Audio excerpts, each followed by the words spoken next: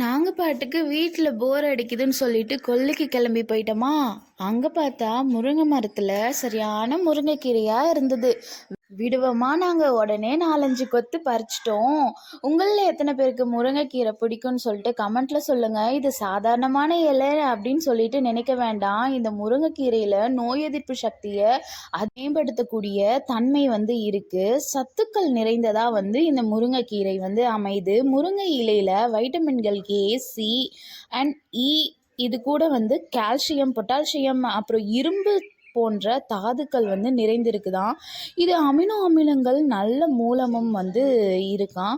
Next என்ன அப்படின்னா சீரணத்தை வந்து மேம்படுத்துதான். இதில் வந்து நார் சத்து இருக்கு இல்லையா, அதனால இதில் இருக்கக்கூடிய நார் சத்து மலச்சிக்கலை வந்து நீக்கி செரிமானத்திற்கு வந்து உதவுதான். அடுத்து என்ன முக்கியமானதுன்னு பார்த்தோம்னா உடல் எடை குறைப்பு. எடை குறைப்புக்கு உதவுதாம் இந்த முருங்கை இலை. உடல் எடையை வந்து குறைப்பதற்கு உதவும் பண்பா வந்து முருங்கை இலை வந்து உதவுதான். அடுத்து இதய ஆரோக்கியத்திற்கு வந்து இந்த முருங்கை இலை வந்து முக்கிய பங்கு வந்து வகிக்குதாம். முருங்கை இலைகள் கொலஸ்ட்ராலை வந்து குறைத்து இதயத்தின் ஆரோக்கியத்தை வந்து மேம்படுத்துதாம். இரத்த சர்க்கரையை கட்டுப்படுத்துகிறதாம். நீரிழிவு நோயாளிகளுக்கு வந்து இந்த இரத்த சர்க்கரை அளவை வந்து கட்டுப்படுத்துவதற்கு இந்த முருங்கை இலை வந்து உதவுதாம். அடுத்து இந்த மூளை இருக்கு இல்லையா, அந்த மூளை ஆரோக்கியத்துக்கு கூட இந்த முருங்கை இலை வந்து உதவுதாம். எப்படி அப்படின்னா மூளையின் செயல்பாட்டை வந்து ஊக்குவிக்குமா, வயதானத்தை வந்து தாமதிக்கப்படும் அப்படின்னு சொல்லப்படுது.